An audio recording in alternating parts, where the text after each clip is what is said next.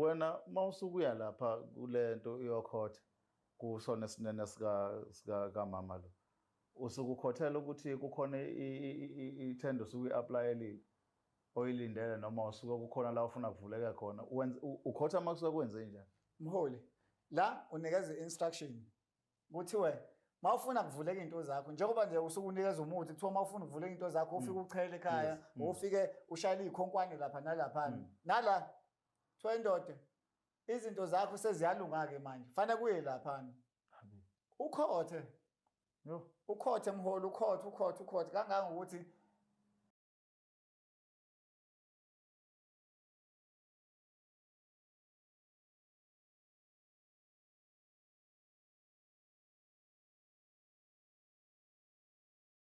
indaba endlovu enamandla endlovu nophapha ekhanda ehlala sezantsi ey'fundazweni zethu zonke khona eNingizimu Afrika sabingelela le Black Life TV igama lahlelo-ke izimpande ezama-Afrika elami King Sicaka ngwalapha kaluqa hleli nani nje ninethezekile ngizokhuluma iy'ndaba ey'julukisayo zabantu abahambile bayothwala bathola izinto ey'thile ey'phambene-ke manje nalokho babekuthembile bazokuthola sazi sokhuluma nabo thina sizwe ukuthi basiphatheleni osukwini lwanamhlanje mfowethu asibingelele angibingelele msakazi ngibingelele abantu emakhaya mfowethu nikahle kodwa ku-right kakhulu mhlawumbe singezwa kini nje mhlawumbe nakubabukele emakhaya into engiyibukayo fanele ubuze osazakhe kubo umsakazo la ekhaya ngiyezwa le ndlela okhuluma ngayo une-energy ngomuntu engayithuli inhlelo hayi kufanele ngingathini kwi-entertainment industry ngoba nguyena wabasakazi kwezinye zey'teshi ze-radio khona la e-KZN ngiyalibona ngiyayizwa iphimbo ukuthi hayi lo msakazi liyahamba nje yonke into ayishoyo iyaflow yabona hey mfowethu right mhlawumbe abantu bafuna ukwazi ukuthi ivelaphi le nsizwa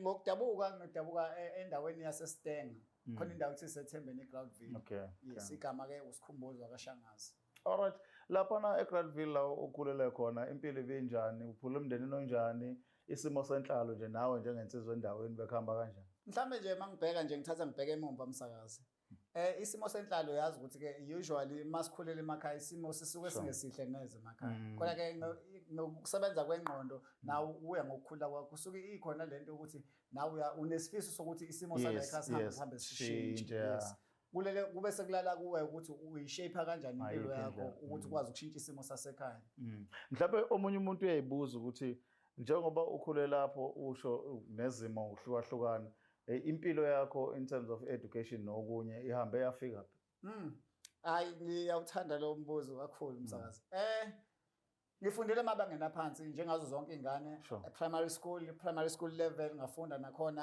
high school level ngafunda nakhona kodwa ngibe nenhlanhla njengoba ngishilo nasekuqaleni ngeke nga-articulate ukuthi uNkulunkulu wangipha lesiphiwo sokuthi ngikwazi ukusebenza nje kwa-entertain ukujabulisa abantu ngisho njalo so ngithe mangiqeda esikoleni ngathola umfundaze ngizothi ibhasari ngafunda e-University of Zululand abaningi baye bathi uNgoye yes uNgoye after my graduation from uNgoye then I came back to Durban ngahlala e-UKZN ngayenza i-political science kodwa ngapha ongoye bengenza speech and drama because ababefisa ukungixhasa babefuna ukungixhasa ngoba babebona ukuthi wenze kahle la kulezi kaqeda isizulu awugxile khona yes then ngokuhamba kwempilo after my graduation from ongoye ngeza eThekwini mangifika eThekwini then I met the guy osebenza kwipolitics I'm not gonna mention igama lakhe because of ngahlangana naye waye umngani wami futhi nakhona ngathi ngangithathwa igang nje lokushini yabo ithi mfethu asihambeni siyokwenza ama-rehearsals endaweni yokuthi I need to find ukuthi kulokho kuvisitha kwami na kulelo office le sagcina sibe abangani kwacreate-eka leyo bond le wangi-introduce kwi-politics ngase ngiyabona ukuthi no kuzobe kuyibambeze because ngisamncane ake ngihambe ngithi ngiyokwenza izifundo zepolitiki ngase ngenze political science ke njengoba ngisho ukuthi mangifika ngapha ngifike ngela political science ingena kanjalo alright ngiyayibuza ukuthi political science ihlangana kwenza kanjani okay hayi sekuya kind of story so bonke umuntu ofundile njenganawe usho bakhona abaningi bahleli namajazi emakhaya abanye bahleli iziqu nje khona iningi abantu bakithi abamnyama bafundile abaningi but inkinga umsebenzi so kuhamba kanjani ukuze kufike kule story mhlawumbe oze ngaso la usithathe usibeke odabeni lakho lonke nje nababukeli bethu bebuka njengoba ngishilo ke emsakazi nasekuqaleni le yoku ungafunda ube nama-masters ube nama-degrees nama-diploma ungabala ufike noma yikephi Sure. angazi noma kusuke kuqondene noma kusuke kugejana isikhathi angazi noma kukhona kusukufuna kulungise khona therefore mina ngithi ngilo muntu oba nama-options in case option 1 ubheda ungaphumeleli ngingasho ukuthi ubheda ungaphumeleli then you need to try option B. Sure. So kuye kwafika emqondweni wami ukuthi out of these two qualifications enginawo ake ngizama ama-short course ngawazama nawo ama-short course enhlanhla kwamanje kusakhona isiteshi somsakazo nakhona hayi ukuthi kuyahola siyavolunteer because siyisiteshi esingenayo i-frequency therefore siyasibiza ukuthiwa sizovolunteer ngalezo zikhathi. Therefore umuntu kumele azame amamenzi ukuthi uzoyiphilisa kanjani because egcineni kufanele kubeka isinkwa etafuleni ubekela umndeni wakho uzibekela wena including nezingane zakho ngokunjalo. Sure. Yes.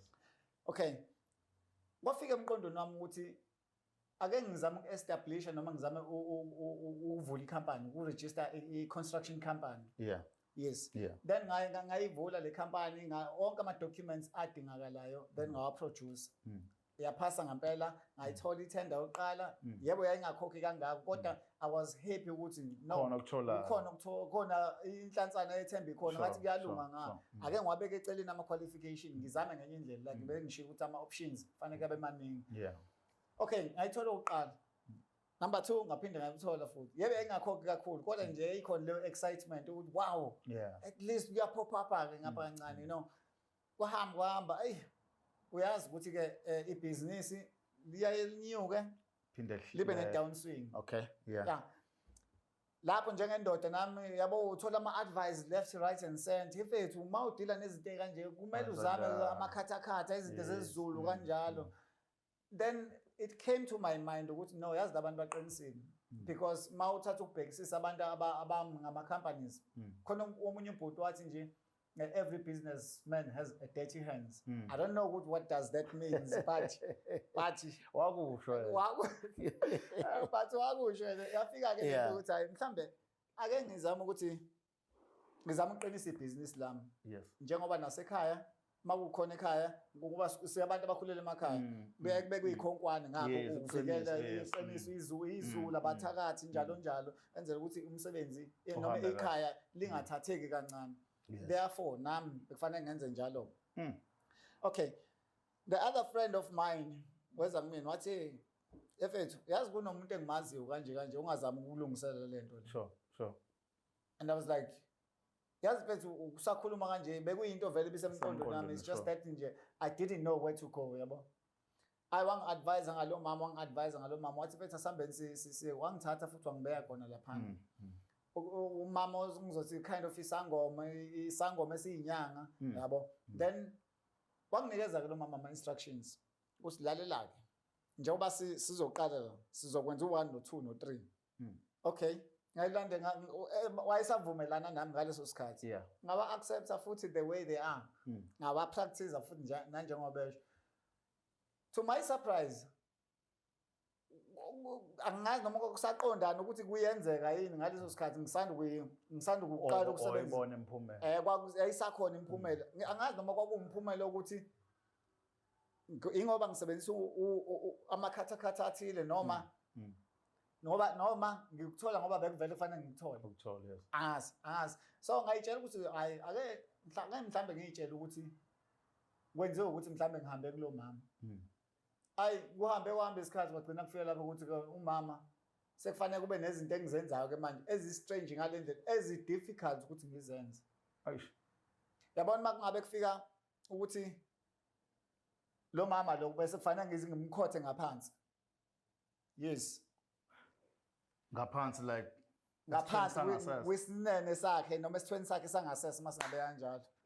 Okay, qhubeka bhuti ngifuna ukuphazamisa. Wangiphoqa ngoba izoba buhlungu lento sengiyizamile ukuyicreate i-image kumuntu osekhaya ukuthi okay i-mindset yami isebhizinisini therefore nali ibhizinisi liya collapse. Sure. Uma ngabe ngingakwenzi lokho kuzongiphoqa ukuthi impilo yethu sibuyele emuva la esiphuma khona. Inamuphi umthelela lento ozoyenza ke manje? Kuzoba ngcono according to ama-instructions enganikeza yena. Uma ufuna ukwenza lento ilungu yenza lalela and obey ama instructions engizokunika wona. So into uyenza kangaki le uba inkotha? It's been like 2 years, bro. Uyinkotha? Ngiyinkotha nje. Ayadlala ngolimi. And I felt no. This is getting over now. I need to take action over this. Because lo mama lo mangachaza nje i-background yakhe. Ngaze ngayibuza ukuthi why engenayo umuntu wesilisa. Yes, ngisafuna ukubuza lo. Why engenayo umuntu wesilisa athandana naye. Kwangifikele emqondweni wami ukuthi mhlambe kungenzeka ukuthi ngoba maningi amathwasa lapha. Sure. Yes. Abafowethu abangangami abanye badala kunami. Kwangifikele emqondweni wami ukuthi mhlambe udle emhlambini. Mhlambe udla khona la emhlambini because at some point sizokusho nje lokhu singakufihli ukuthi uyamdinga vele umuntu wesilisa mangabe umuntu wesifazane. Uyadinga ukuthi ujabule ngale ndlela yalapha ocansini. Yekamelo. Yes. Mangayibeka kanjalo. Angeke uzukwazi ukuphila nje mhlambe about 5 years. Singakhohlisana nje phela njengoba sisemhlabeni ukuthi hayi mina ngifuna umuntu wesilisa nani singakhohlisana. Manje wena mawusukuya lapha kulento iyokhotha kusona sinene sika mama lo. Usukukhothela ukuthi kukhona ithendo suku-apply oyilindele noma usuke kukhona la ufuna kuvuleka khona. Ukhotha makusuke kwenze njani? Mholi, la unikeza instruction. Kuthiwe mawufuna kuvuleka into zakho njengoba nje usuke unikeza umuthi kuthiwa mawufuna kuvuleka into zakho ufike uchele ekhaya ufike ushayile izikhonkwane lapha nalapha nala kuthiwa indoda izinto zakho seziyalunga ke manje fanele kuye lapha ukhothe ukhothe mholi ukhothe kangangokuthi noma sengifika ekhaya ngoba nami nginayo upartner nginayo upartner nami ngithandana naye but akusangifikeli nanokuthi ngibe socansini naye ngoba njalo mangabe ngifika kuyena ujwayele le sengijwayele le yokuthi kuyakhothwa manje lento ayimphethe kahle lo uqondene naye lo ngiqondene naye ayimphethe kahle ngoba ngigcina ngayenzanga umsebenzi yami njengendoda gcina kuyinkotha yebo yena uyafika kuvutha ondaba ngendlela afika ngayo kodwa nami angisayi-enjoy isizathu sokuthi ngibhalele la ekhaya ke mhlambe ngingasichaza ukuthi ngisenkingeni enjalo mhlambe mangabe ukhona ongasilekelela mhlambe ukuthi siphume kule nkinga ngiphume kule nkinga ngibhekene nayo mhlambe angake asilekelele because njengamanje uthi ngikhathi uqala ukuyenza lento ibhizinisi lazama latotoba wawubona umehluko yes but manje sekuthule ekutheni nya kuthule nje kodwa umthetho usamile ukuthi wona fanele uyokhotha fanele ngiyokhotha nje mawumtshela ke umakhosi lo noma umama lo inyanga uthini uxabana nami ibhadi siyaqabana endaweni lo mama lo usendaweni yangapha kaZulu ngiyacabanga ukuthi uyufamilia indawo yaseDokodweni umsebenzi wethu le ndawo ingapha eDokodweni koginga indlovu so hey mholi angazi ukuthi ngayichaza kanjani kodwa nje injalo nje mholi vele ekhaya uyasidinga ukuthi usishintshe isimo sasekhaya ngikhathele ukukhotha manje sengikhothe kwanela. It's been 2 years manje akho improvement ibhizinisi lami bonala ngathi liyalapsa kakhulu naqala nomuntu oqondene naye akekho happy kunaloko zonke izinto zami ziyasinka down. Uyayibona mhlawumbe ngelinye ilanga umchazela ukuthi kwenzakalani mholi ngiyafisa khona kodwa ke ma uthatha ubhekisisa kahle naye akezwe uyi-understand ukuthi yonke lento isukaphi yabo nje kunemibuzo noma kuney'nqumo kufanele ngazi kahle ukuthi yabo la i-do or die. Yabo mina njengoba ngiyamazi kupartner wami ukuthi uyinhlobo yomuntu yabo so ngingathanda ukuthi kube umqansa mhlambe singahlukana ngisho ukuhlukana ngoba ngiyamthanda so I decided to keep it esifubeni sami ngoba manje angifuni ukugciniseka ubreak up i-relationship yethu just because of this sangoma thing. Mfowethu sibonga ukuthi nje kube nesibindi uzekithi uzosixoxela udaba olungaka ngoba kunabanye abantu abaxwaya lapha emakhaya abazoyilandela ngoba angazi noma lento ngizoyibiza nge-scam noma ngizoyibiza ngento eyenzeka kodwa yaphelela amandla endleleni ngoba umbuzo uzoma uthi ngesikhathi kuvunywa watshelwa ukuthi izohamba iphele emva kwesikhathi singaka noma kwaba yinto ye-lifetime. Ngokusho kwakhe umama izinto zakho zizolunga eventually. So nama ngikhotha nje nginethemba ukuthi hayi khona la kuzoqaqeka khona. There's no time noma there's no boundaries that talk on okay uzokhotha kuze kufike isikhathi sokuthi ukhotha now and then into ofuna uphile ngalo lifetime yonke. Njengoba ngisho nje lento izigcina ikapakela ngisho kubudlelwane bami nakupartner wami. Hayi mfowethu siyezwa asibonge nethuba ukuthi ufike sithemba ukuthi mhlawumbe khona usizo oluzovela le nkotha ime manje. Angikhathele lokukhotha mholi. Sengiyikhothisti phela manje. Hayi kube kufanele.